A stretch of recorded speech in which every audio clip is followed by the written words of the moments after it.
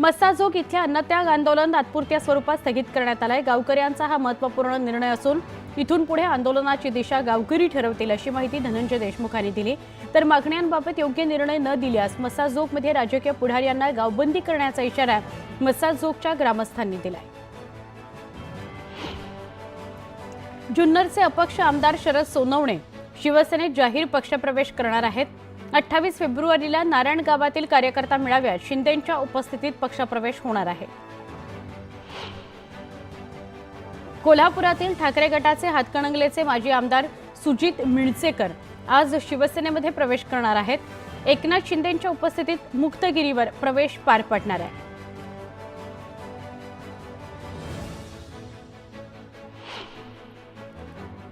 कारखान्याच्या निवडणुका कुठलाही पक्ष लढवत नसतो, तर तिथला सभासद लढवत असतो।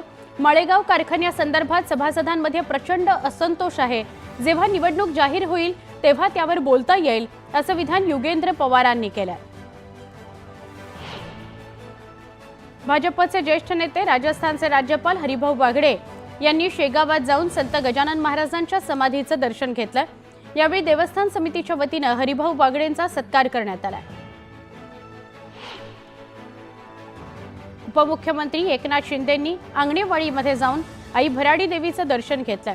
यावेळी आमदार निलेश राणे, रवींद्र फाटक, जिल्हा प्रमुख दत्ता सामंत यांच्यासह शेकडो कार्यकर्ते उपस्थित होते।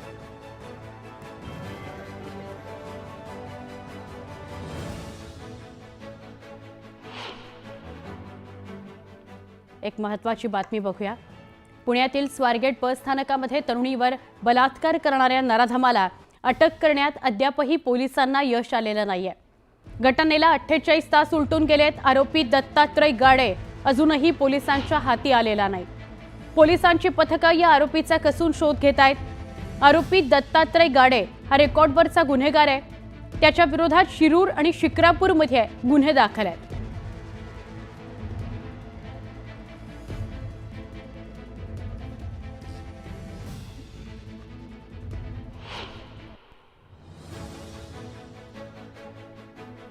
स्वारगेट अत्याचार प्रकरणातील पीडित तरुणीचा वैद्यकीय अहवाल पॉझिटिव्ह आलेला आहे। लैंगिक अत्याचार झाल्याचं वैद्यकीय अहवालातून समोर आलंय। ससून रुग्णालयानं दिलेल्या अहवालात दोनदा पीडितेवर अत्याचार झाल्याची माहिती समोर आली आहे। राष्ट्रीय महिला आयोगानं स्वारगेट बस स्थानकात झालेल्या अत्याचाराच्या घटनेची गंभीर दखल घेतली आहे। तातडीनं कारवाई करण्याचे निर्देश राष्ट्रीय महिला आयोगाकडून देण्यात आले।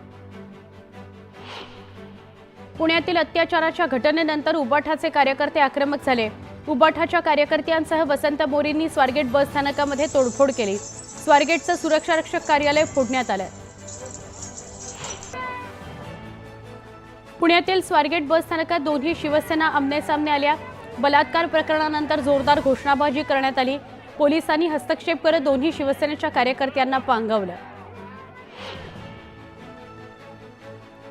ज्या ठिकाणी अत्याचाराची घटना घडली त्याच्याच बाजूला असणाऱ्या एका बंद पडलेल्या बसमध्ये कंडोम्स, जुन्या साड्या, दारूच्या बाटल्या आणि चादरी आढळून आलेल्या आहेत। कुंभमेळा नियोजनात डिजिटल तंत्रज्ञान आणि कृत्रिम बुद्धिमत्ता म्हणजेच एआयचा वापर करण्याच्या सूचना मुख्यमंत्री देवेंद्र फडणवीस यांनी दिल्या आहेत। नाशिक, त्र्यंबकेश्वर, सिंहस्थ कुंभमेळ्यासाठी कुंभमेळा प्राधिकरण तयार करण्याचे निर्देश मुख्यमंत्र्यांनी दिले आहेत। अहिल्यानगरमधील राहता शहरात दोन्ही शिवसेना आमनेसामने आल्या। शिवसेनेनं संजय राऊतांविरोधात उबाठा गटानं नीलम गोरेंविरोधात जोरदार घोषणाबाजी केली, आंदोलन केलं। यानंतर दोन्ही गटानं पोलिसांना मागण्यांचं निवेदन दिलं। नीलम गोरेंबाबत अपशब्द वापरल्याप्रकरणी बीडमध्ये शिवसैनिक आक्रमक झाले। संजय राऊतांच्या प्रतिकात्मक पुतळ्याचं दहन करण्यात आलं। राऊतांना अटक करा अशी मागणी करण्यात आली।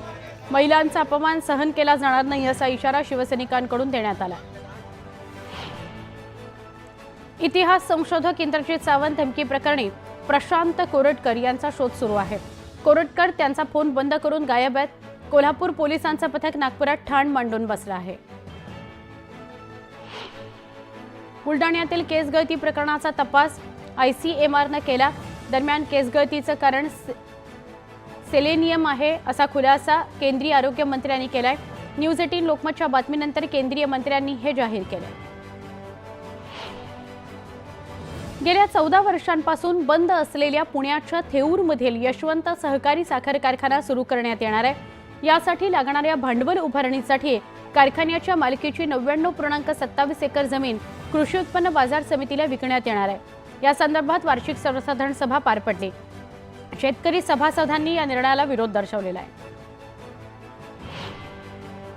8 मार्चला मीरा भाईंदर इथल्या दिवाणी न्यायालयानं सर्वोच्च न्यायालयातील न्यायमूर्तींच्या हस्ते उद्घाटन होणार असल्याची माहिती परिवहन मंत्री प्रताप सरनाईक यांनी दिली। या सोहळ्यामध्ये जिल्हा वकील संघटनेचे सगळे पदाधिकारी उपस्थित राहणार आहेत। मुंबईमध्ये सूर्य आग ओकतोय। पारा वाढल्यानं नागरिकांच्या अंगाची काहिली झाली आहे। सांताक्रूजमध्ये 38.5 अंश सेल्सिअस तापमानाची नोंद झाली आहे, तर ठाण्याचा पारा थेट 39 अंशांवर गेलाय। पुढील काही दिवस अशी स्थिती राहणार असल्याचा इशारा हवामान खात्यानं दिला आहे। मुंबईत एसी लोकलमधून विना तिकीट प्रवास करणाऱ्यांना चाप बसण्यासाठी पश्चिम रेल्वेच्या नेटवर्कनं तिकीट तपासणी मोहीम तीव्र केली आहे। विना तिकीट प्रवास करणाऱ्या प्रवाशांकडून पश्चिम रेल्वेनं तब्बल 1.72 कोटी रुपयांचा दंड वसूल केलाय, तर विना तिकीट प्रवास करणाऱ्या प्रवाशांमध्ये लक्षणीय वाढ झाली आहे। मुंबईतील साकीनाका भागात महापालिकेने मोठी कारवाई करून अनधिकृत बांधकामं हटवली। हॉटेल्स आणि विश्रामगृह यांच्यावर ही निष्कासन कारवाई करण्यात आली। पालिका आयुक्त भूषण गगराणी यांच्या निर्देशानुसार मुंबईच्या विविध भागातील अतिक्रमणांवर कारवाई करण्यात येते। पश्चिम रेल्वेच्या मुंबई सेंट्रल विभागातील वाणगाव डहाणू रोड स्थानकांदरम्यान मोनोपोलच्या पायाभूत कामानिमित्त शनिवारी आणि रविवारी ब्लॉक घेण्यात येणार आहे। त्यामुळे पश्चिम रेल्वेच्या वेळापत्रकात बदल करण्यात आला आहे। या ब्लॉकमुळे अनेक रेल्वे गाड्यांच्या वेळापत्रकावर परिणाम होणार आहे। पुरातत्व खात्याने केलेल्या तुळजाभवानी मंदिराच्या स्ट्रक्चरल ऑडिटचा अहवाल प्राप्त झाला। त्यानुसार शिखर बांधकामाच्या ओझ्यामुळे शिळांना भेगा पडल्या आहेत। परिणामी सिमेंटचं जाड आवरण आणि दगडी बांधकाम काढून पुरातन स्वरूपातील शिखर बांधकाम आणि त्यावर सोन्याचं आवरण देण्यात येणार असल्याची माहिती मंदिर समितीच्या विश्वस्तांनी दिली आहे। महालक्ष्मी स्थानकावरील उड्डाणपूल सुरू होण्यासाठी आणखी 1.5 वर्ष वाट पाहावी लागणार आहे। हा उड्डाणपूल 31 ऑक्टोबर 2026 पर्यंत वाहतुकीला खुला करण्याकरता आतापर्यंत नियोजन करावं असे निर्देश पालिका आयुक्त अभिजित बांगर यांनी दिले आहेत। पुणे महापालिकेचा 2025-26 या वर्षाचा अर्थसंकल्प 4 मार्चला सादर होणार आहे। महापालिका आयुक्त डॉक्टर राजेंद्र भोसले हे स्थायी समितीला अर्थसंकल्प सादर करणार आहेत। या अर्थसंकल्पामध्ये कोणत्या योजनांसाठी किती निधी असणार याची उत्सुकता पुणेकरांना लागली आहे। राज्यातील बाजार समितीत लाल कांद्याची आवक वाढली आहे। 45,764 क्विंटल लाल कांद्याची आवक झाली आहे। कांद्याला प्रति क्विंटल 1600 ते 2500 रुपयांचा दर मिळाला आहे। परवडणारी आरोग्य सुविधा देण्यासाठी येत्या काळात सार्वजनिक खासगी भागीदारी धोरण अवलंबण्याचं पालिकेने ठरवलंय। पालिका आयुक्तांनी याबाबत अर्थसंकल्पात घोषणा देखील केली आहे, मात्र याला कामगार सेनेनं विरोध दर्शवलाय। अर्थसंकल्पातील या घोषणेमुळे कामगारांमध्ये असुरक्षिततेचं वातावरण आहे। प्रभादेवी इथल्या रवींद्र नाट्य मंदिराच्या नूतनीकरणाचं काम अखेर पूर्ण झालंय। अद्ययावत तंत्रज्ञानासह उभ्या असलेल्या वास्तूचं उद्या मुख्यमंत्री आणि उपमुख्यमंत्र्यांच्या हस्ते लोकार्पण होणार आहे। लोकार्पणानंतर रसिकांकरता विविध सांस्कृतिक कार्यक्रमाची पर्वणी इथं सुरू होईल। मध्य आणि कोकण रेल्वे मार्गावर धावणारी दादर रत्नागिरी पॅसेंजर ऐवजी दिव्याहून चालवण्यात येत असल्यानं मुंबईतील प्रवाशांचे प्रचंड हाल झाले। त्यामुळे दादर रत्नागिरी पॅसेंजर लवकरात लवकर सुरू करण्यात यावी या मागणीकरता प्रवासी संघटना आक्रमक झालेल्या आहेत। कर्जत बाजार समितीत तुरीची आवक वाढली आहे। 1388 क्विंटल आवक झाली असून तुरीला प्रति क्विंटल 7,000चा दर मिळाल्यानं शेतकरी सुखावलाय। वाशिम जिल्ह्यात गहू काढणीचा हंगाम जोरात सुरू आहे। यंदा अनुकूल हवामानामुळे शेतकऱ्यांना चांगलं उत्पादन मिळालंय। गव्हाची आवकही झपाट्यानं वाढल्यानं यंदा शेतकऱ्यांना आर्थिक नफा होण्याची शक्यता आहे। अलिबागचा गुणकारी पांढरा कांदा बाजारात विक्री करता उपलब्ध झालाय। 400 रुपयांना कांद्याच्या माळेची विक्री होत आहे। विशेष म्हणजे ग्राहक भाव न करता हा कांदा खरेदी करतायत। उन्हाळ्याच्या दिवसात पाणीपुरवठा सुरळीत व्हावा म्हणून OCW आणि नागपूर महापालिकेने 24 तासांचा शटडाऊन घेतलाय। पाणीपुरवठा बळकट करण्याकरता आवश्यक कामे शटडाऊन दरम्यान करण्यात येणार आहेत। यामुळे नागपुरात आज पाणीपुरवठा बंद असणार आहे. सर्वसामान्यांचा हक्काच्या घराचं स्वप्न पूर्ण करणारा म्हाडा आता वृद्ध आणि निराधारांचा आधार होणार आहे. उतरत्या वयात वृद्ध आणि निरपराधांची सोय होऊ नये, निराधारांची गैरसोय होऊ नये, त्यांना हक्काचा निवारा मिळावा म्हणून म्हाडा मुंबई आणि ठाण्यात वृद्धाश्रम बांधणार आहे. त्यासाठीचं नियोजन सुरू असल्यानं गरजू आणि निराधारांना मोठा दिलासा मिळू शकणार आहे. पुण्यातील भारती विद्यापीठ परिसरात गुंडांनी हैदोस घातला. आमच्या हॉटेलसमोर भांडण करू नका असं म्हणणाऱ्या हॉटेलच्या मालकालाच मारहाण करून त्याच्या अंगावर पेट्रोल टाकत त्याला जाळण्याचा प्रयत्न झाला. या प्रकरणी गुन्हा दाखल करण्यात आलाय. सोलापुरात लाडक्या भाच्याच्या लग्नाकरता मामानं बारब्बाला नाचवल्याचा प्रकार समोर आला. इथल्या शीतल देवी मंदिराजवळ रात्रीच्या सुमारास बेधुंद नाचणाऱ्या वऱ्हाडी मंडळींवर पोलिसांनी कारवाई केली. या प्रकरणी नवरदेवासह 5 जणांवर महत्त्वाची बातमी बघूया. इतिहास अभ्यासक इंद्रजित सावंत यांना शिवीगाळ केल्याचा आरोप असलेल्या प्रशांत कोरटकर याला कोणत्याही क्षणी अटक होण्याची शक्यता आहे. कोरटकरला ताब्यात घेण्याकरता कोल्हापूरचे पोलीस पथक नागपुरात दाखल झालेले आहे. सूत्रांच्या माहितीनुसार सायबर पोलिसांच्या मदतीनं कोरटकरचं लोकेशन ट्रेस केलं जात आहे. प्रशांत कोरटकरचा फोन स्विच ऑफ असल्यानं त्याला शोधून अटक करण्याचं आव्हान कोल्हापूरच्या पथकासमोर निर्माण झालेलं आहे.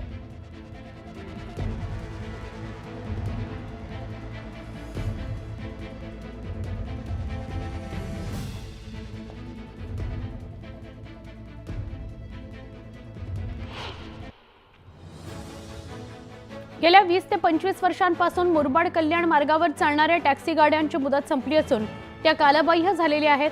आजही याच गाड्यांमधून रोजचे शेकडो प्रवासी जीव मुठीत घेऊन नाईलाजानं प्रवास करतायत. नवीन CNG टॅक्सींना परवानगी द्या अशी मागणी संघटनेनं केली आहे. खासगी शाळा सुरू करण्याकरता पात्र ठरवण्यात आलेल्या 127 प्रस्तावांमध्ये इंग्रजी माध्यमाचे 106 तर मराठी माध्यमाचे केवळ 15 आहेत. तसंच 4 प्रस्ताव हे मराठी इंग्रजी संयुक्त माध्यमाच्या शाळांचे आहेत. त्यातही मुंबई विभागात मराठी शाळा सुरू करण्याचे अवघे 2च प्रस्ताव पात्र ठरलेले आहेत.